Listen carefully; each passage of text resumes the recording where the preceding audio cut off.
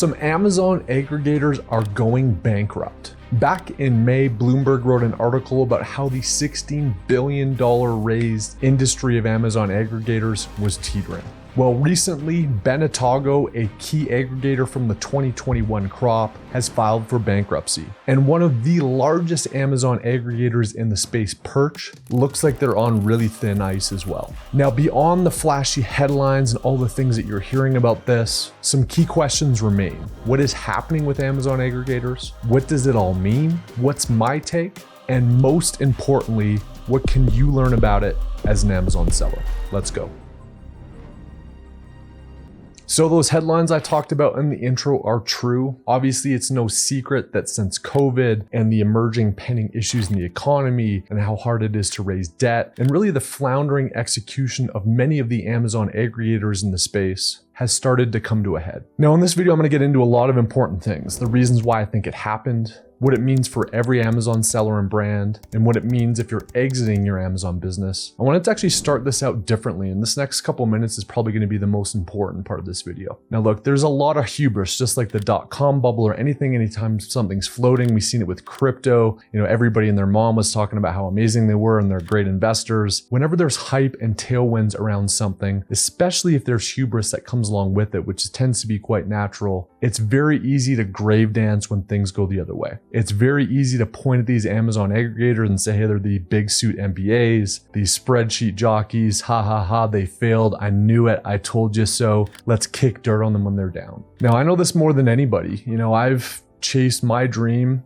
of building my own businesses predominantly in the Amazon space. I've done it publicly, and I can tell you I've had ups and downs in business like anybody else, and I've had my business be down 40%. And when you go after something, especially publicly, or you go after something in a big way, it hurts really, really, really bad when it goes the other way. And there's times when you're at your peak, when your ego takes over, hubris takes over, you get cocky, and when your knees get cut out from under you, it's probably one of the most devastating, low, shameful places you'll ever be. So we're going to talk about a lot of the aggregator space in this video and what it means, but I just want to say I don't know anybody specifically at Benitago, Perch, some of these companies that have faced challenges, but I'll tell you what, I'm damn proud of those people. Anybody that chases a dream, anybody that goes after something really, really big, which all these aggregators have done, takes a crap load of courage. And yeah, some of them are cocky about it. Some of them were New York suits. Some of them were MBAs, but there's human beings behind these companies. So I just want to start out by saying, don't grave dance. Kindness goes a long way, especially when people are suffering and when things don't go their way. Because guess what? On a long enough timeline, all of us are going to face that as well. So I tip my hat to the people at Benitago, tip my hat to the people at Perch, anybody else that's struggling in business in general, because very few people on this planet have the courage to go after their dream, and you did, even if it didn't work out this time. So with that said, let's dive into this whole thing. And I think I've got a pretty unique perspective on the M&A space as it relates to Amazon. 2 years ago, I actually sold my first Amazon FBA brand at what turned out to be pretty close to the top of the market. In this video here, I broke that whole experience down. I also invested a pretty material amount of money in the aggregator that purchased my first Amazon FBA brand, D1 Brands, who has since actually consolidated with Suma Brands. I interviewed one of the partners at CoVenture, a firm that raised $500 million and deployed that specifically into the Amazon aggregator space, and who happened to actually back Benitago. That interview's here. And for the past 5 years, I've basically been deeply involved in building Amazon brands, become friends with a lot of the people at aggregators, know some of the moving parts behind the scenes. So I say all this because I've thought deeply about this space specifically. It's been the majority of my professional life the past 5 years. And I care about what it means. I care about the implications for Amazon sellers. And I care about people that are trying to exit their Amazon FBA brands, whether that's now or at some point in the future. So what the hell is going on? Well, 2 years ago, I did a breakdown about some of the shaky ground that Amazon aggregators face, specifically the fact that when you've got 17 to 20% debt,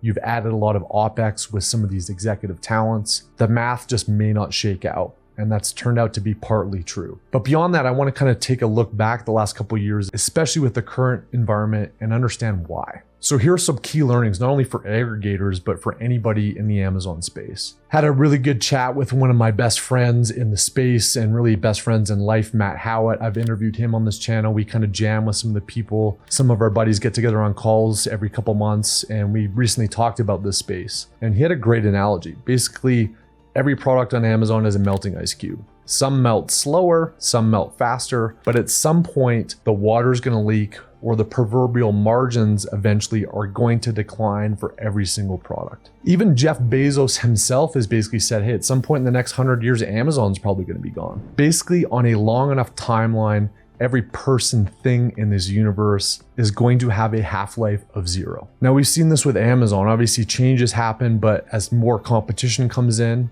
your ice cube melts. As changes in the economy happens, as the post-COVID bump goes away, your ice cube melts. The old is replaced by the new, and as a result, margins erode, growth erodes, and your market share erodes. So one of the critical problems I believe for Amazon aggregators is the fact that they sat on these beautiful ice cold large ice cubes, but they're melting, just like everything else in business eventually does. And they lack the working capital and some of the other ingenuity to build new ice cubes and or to slow the melt of those ice cubes. They lack the ability to take that sliding market share and those sliding views, those sliding sales, those sliding margins, and replacing it with the new, which could either be expanding people to buy those existing products, but most importantly, having the working capital and skill set available to launch new products, to build new ice cubes, to solidify the ones that they've got. The second big problem is that it is incredibly difficult to run a physical products business when the debt is over 12%. It's just simple math, right? You've got a set amount of margins. If those are eroding, you have less margin available. If you add OpEx and people to help run the business, and you need to buy new products, and you need to take working capital and cash flow to launch new products in order to get more ice cubes and grow a business, it breaks down quick when that debt's over 12%. So whether it's aggregators or individual Amazon sellers or brands themselves, carrying debt over 12% when it's a significant portion of how you fund the business doesn't scale. Now, third is a new one, frankly, and I think that this is one that many people didn't expect, but I actually think that when you add more Amazon brands, when you add more complexity, when you add more products, when you try to build and grow a business, there's dis-economies of scale. I think one of the original theses with the Amazon aggregator space is, hey, we've got all these functions that basically do the same thing. If I do it instead of just with one brand and I do it across 50 brands, maybe I have to hire some more people, but if I build out a supply chain function, or I build out a pay-per-click function,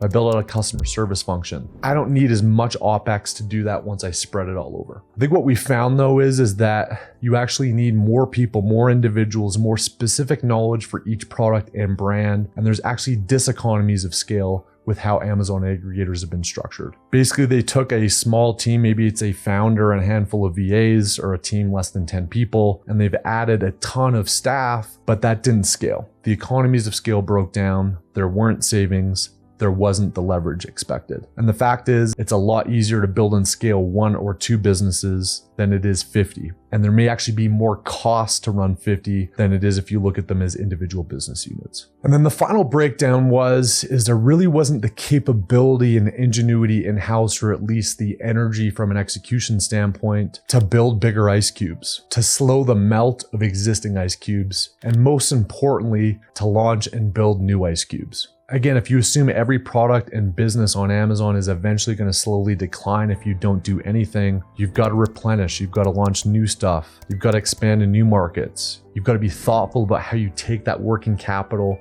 and put it back into the business. And if you don't do that, or you're carrying high debt, you don't have the skill set or focus on that, you might last 1, 2, 3 years, but once you get into year 4, 5, and 6, breaks down quick. Once you take a business that was at the height of e-commerce coming out of the COVID boom, even the best operator in the world is not going to be able to stop the melt of those ice cubes. So what does it mean if you're actually looking to exit a business in 2024 and beyond? Well, first of all, it's not awesome news. You've got less buyers. When aggregators falter, there's less people available to purchase. When there's less competition and demand to buy Amazon brands specifically, the multiples are going to go down. The criteria for what actual brands get purchased gets a lot more finite. So if you're building an Amazon business now and you want to sell it either now or in the years to come, some key things you need to focus on. First of all, cash flow and earnings. You've got to assume that no one is coming to save you. No Amazon aggregator or other buyer type may be available to purchase your business, at least for the next little bit, with how it is today. So it's got to be spitting off money. Gone are the days of these super low contribution margin businesses where it's all about top line.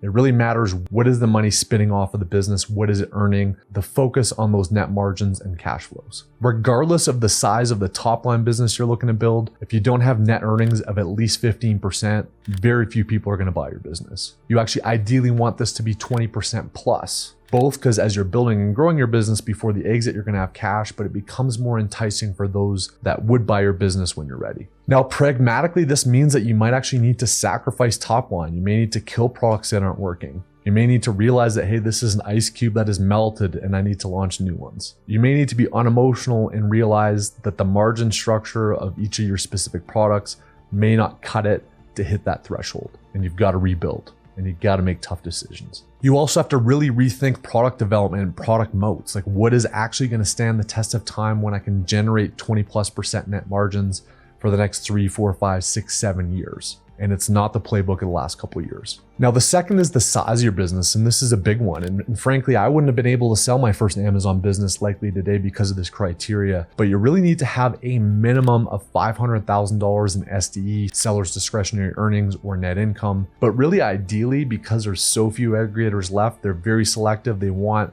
more meaningful businesses to acquire. You actually want to have earnings of $1 million or more. So again, if you run that 20%, that means that you've got to have a $3, $4, $5 million top line business to be attractive to this buyer class moving forward. And you can't have a brand of just crap. There's got to be a cohesive strategy with your products. It can't be an everything store. The days are gone of all these random products being purchased, even if you've got a large scale business. So focus and size is important.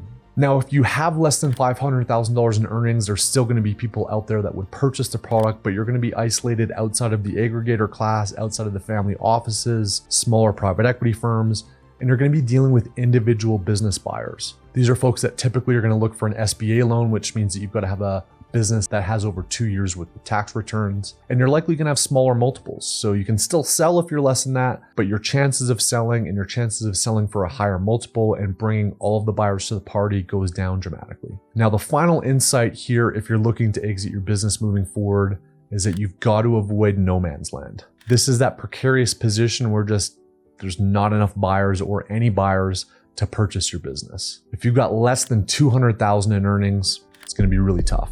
If you've got no branding or sustainable advantage, if you've got a bunch of melting ice cubes, it's going to be really tough. If you've got less than 15% net margins, it's going to be really tough. And if you've got no sustainable cash flow and working capital, it's going to be really tough and you're going to be in that no man's land. Now, all of that being said, while there's definitely headwinds in the Amazon aggregator class when they're kind of consolidating a bunch of brands, if I had to do it all over again and I had to look at an opportunity in the Amazon space in the next couple of years, there really is no better place to be than an individual brand owner. I think people that are passionate, that know their customers, that know how to develop products, that know how to deal with their melting ice cubes, that know how to create new ones, that know how to slow the speed of their melting ice cubes, they've got a tremendous advantage. And the opportunity to do that versus other asset classes like real estate and other ways to scale and make money offline and on is still really incredible. I also think that in the years ahead, as the economic conditions change, as debt changes, etc., as the strong Amazon aggregators survive, there's still going to be a right market for this kind of a business. So that's my take on the doom and gloom of Amazon aggregators. And I just want to take a couple moments here to talk to the employees, the Amazon aggregators that have floundered, gone bankrupt, or had challenges.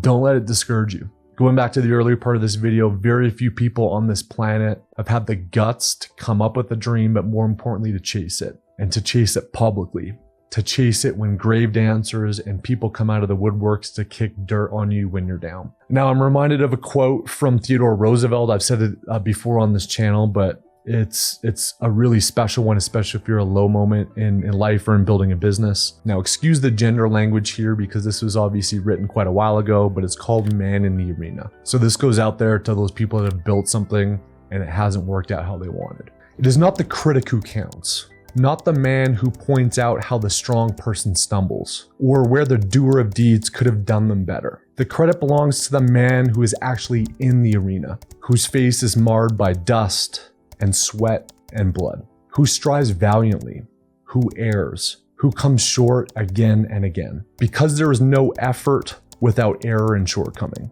but who does actually strive to do the deeds, who knows great enthusiasms, the great devotions, who spends himself in a worthy cause, who at the best knows in the end the triumph of high achievement, and who at the worst, if he fails, at least fails while daring greatly, so that his place shall never be with those cold and timid souls who neither know of victory nor defeat.